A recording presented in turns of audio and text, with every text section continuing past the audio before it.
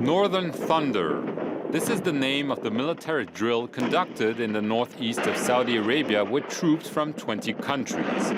All belong to the so-called Islamic Coalition Against Terrorism, launched several weeks ago by the Wahhabi Kingdom. 3 weeks of drills over some 900 kilometers close to Iraq and Kuwait, culminating in a full-fledged rehearsal of a response to a terrorist attack. A show of force in front of the international media. A terrorist group has assaulted a border post and taken hostages. From his command center, Saudi General al-Mutari oversees the counterattack.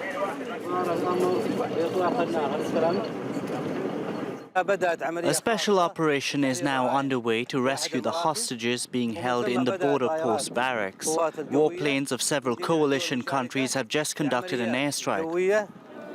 Officially, Northern Thunder is the biggest military drill since the first Gulf War. 350,000 soldiers. An impressive figure that we tried hard to confirm, until the spokesman for the Saudi army conceded that 100,000 troops maximum were involved.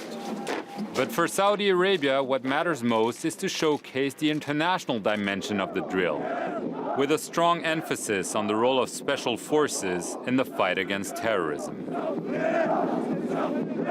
It's important for my country, Sudan, to take part in these maneuvers. Alongside other Muslim countries and friends, we must get organized, work together and forge a common military doctrine. But those are not merely military maneuvers. Faced with Daesh and its arch-rival Iran, the kingdom is eager to flex its diplomatic muscles. This is why it convened leaders from the region, from Asia, and from Africa for a mini-summit. Alongside King Salman, Egyptian President Abdel Fattah el-Sisi. In military garb, Jordan King Abdullah. Also on hand, Senegal's President, Macky Sall. Here we have Asian countries, African countries, and from the Middle East. This is something new. These are new skills for the armies of the Arab and Muslim world at large. And that's something quite reassuring when considering the challenge we're faced with, fighting terrorism. But when Saudi Arabia heralds the fight against terrorism, it is not only aiming at ISIS. Saudi officials are, of course, eager to rebuke Western claims that they support jihadist groups and stress that they are fully engaged in the fight against them in Syria and Iraq. But their main obsession is Iran.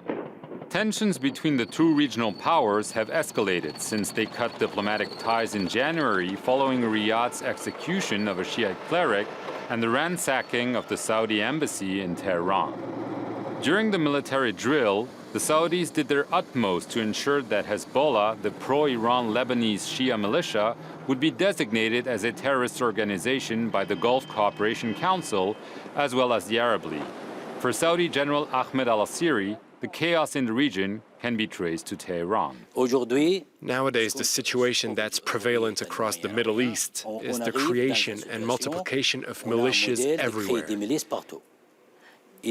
if you observe these militias, the trails always lead to Iran. The Hezbollah militia is linked to Iran. The militias operating in Syria are linked to Iran. Same goes for those in Iraq, and more recently those active in Yemen. Wherever there's tension and discord, you'll find the Iranians.